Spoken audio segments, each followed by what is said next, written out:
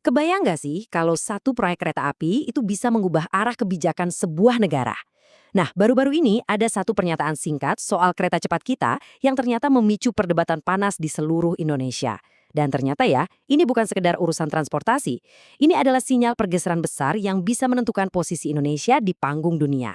Yuk kita bedah bareng-bareng. Coba bayangin, baru sebulan kerja loh Menteri Keuangan yang baru, Pak Purbaya Yudisadewa, langsung lempar pernyataan kayak gini. Ini bukan kritik biasa, ini tuh tantangan langsung ke salah satu proyek paling ikonik dari pemerintahan sebelumnya. Benar-benar sebuah langkah yang berani kan?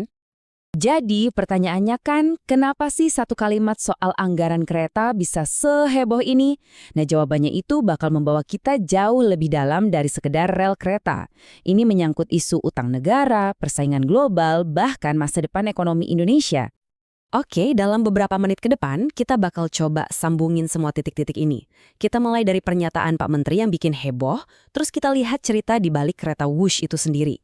Dari situ, kita zoom out ke gambaran yang lebih besar soal geopolitik dan lahirnya sebuah filosofi ekonomi baru yang namanya Prabowonomics. Terakhir, kita simpulkan, apa sih artinya semua ini buat era baru Indonesia?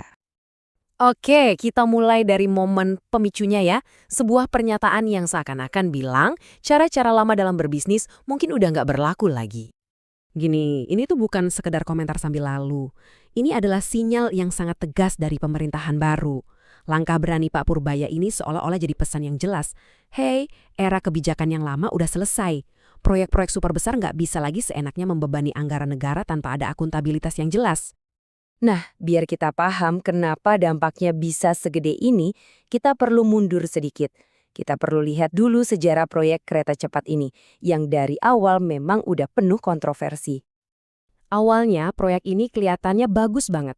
Coba lihat deh, tawaran awal dari Tiongkok itu kan sekitar 5,1 miliar dolar. Itu 1 miliar dolar lebih murah loh dari tawarannya Jepang. Ya jelas, harga yang lebih rendah ini jadi alasan utama kenapa mereka yang akhirnya dipilih. Angka ini, 5,1 miliar dolar, ini kuncinya.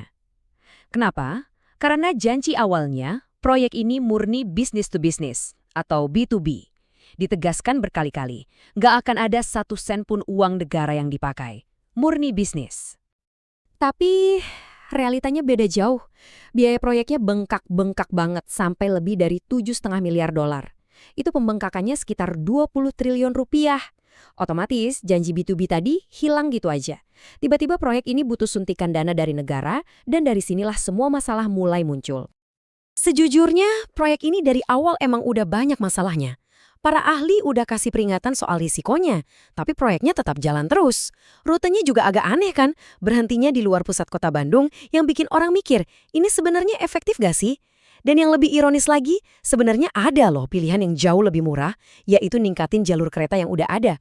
Tapi opsi itu sama sekali nggak dilirik.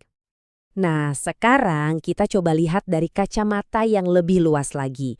Masalah duit di proyek ini ternyata memicu kekhawatiran yang jauh lebih dalam, yaitu di panggung geopolitik global. Dan ini membawa kita ke satu istilah yang bikin banyak orang was-was, diplomasi jebakan utang. Idenya tuh sebenarnya simple tapi serem. Satu negara kasih pinjaman super besar buat proyek infrastruktur. Nah, kalau negara yang minjam ini nggak bisa bayar, utangnya itu bisa dipakai sebagai senjata buat menekan, buat minta konsesi politik atau ekonomi. Kasus kayak di Sri Lanka itu jadi contoh nyata kenapa banyak yang khawatir soal ini. Nah, disinilah para kritikus mulai nyambung-nyambungin hal yang bikin khawatir. Coba deh perhatiin poin-poin ini. Stasiun utamanya dibangun di Halim, dekat banget sama pangkalan udara militer yang super strategis. Proyek ini juga dilihat sebagai bagian dari poros ke Tiongkok dari pemerintahan sebelumnya. Akhirnya muncul deh ketakutan soal penetrasi Tiongkok ke sektor pertahanan kita. Polanya kok rasanya mirip banget sama yang terjadi di negara lain ya. Nah, semua rentetan masalah inilah dari biaya bengkak sampai kekhawatiran geopolitik yang jadi latar belakangnya. Pernyataan tegas soal Wush ini bukan cuma soal satu proyek. Ini adalah sinyal pertama dari sebuah perubahan total dalam cara Indonesia melihat ekonominya, yang sekarang kita kenal sebagai Prabowonomics. Di slide ini kelihatan jelas banget bedanya. Di satu sisi ada pendekatan lama yang fokusnya itu penghematan, stabilitas, yang penting inflasi rendah, istilahnya kencangkan ikat pinggang. Di sisi lain ada Prabowonomics yang tujuannya beda total, ekspansi, dan pertumbuhan yang agresif. Targetnya aja ambisius, 8% PDB. Dan caranya dengan memperbanyak uang yang beredar di masyarakat. Ini dua filosofi yang benar-benar 180 derajat berbeda. Jadi, intinya apa sih? Gampangnya gini, ideologi baru ini mau memompa lebih banyak uang ke ekonomi. Tujuannya simpel, biar masyarakat punya lebih banyak uang buat belanja. Harapannya kalau orang banyak belanja, permintaan naik, roda bisnis muter, dan ekonomi tumbuh dari bawah, dari masyarakat langsung. Oke, sekarang waktunya kita sambungkan semua kepingan puzzle ini. Apa sih arti sesungguhnya dari satu keputusan soal kereta untuk masa depan sebuah bangsa sebesar Indonesia? Jadi, keputusan soal Hush ini lebih dari sekedar uang. Ini adalah sebuah simbol yang mengirimkan 4 sinyal kuat. Pertama, sinyal soal kedaulatan fiskal. Negara kita yang pegang kendali atas keuangannya. Kedua, sinyal untuk menyeimbangkan lagi kebijakan luar negeri kita. Ketiga, sinyal perubahan total strategi ekonomi. Dan yang gak kalah penting, keempat, ini sinyal keras bahwa main-main atau korupsi di proyek raksasa itu gak akan ditoleransi lagi. Pada akhirnya, ini semua mengerucut ke satu pertanyaan besar. Apakah sikap tegas soal Wush ini beneran jadi tanda berakhirnya era bisnis seperti biasa untuk proyek-proyek raksasa di Indonesia? Apakah ini adalah awal dari sebuah era baru, di mana kepentingan nasional jadi nomor satu di atas segalanya? Cuma waktu yang bisa menjawab, tapi sinyalnya udah jelas banget.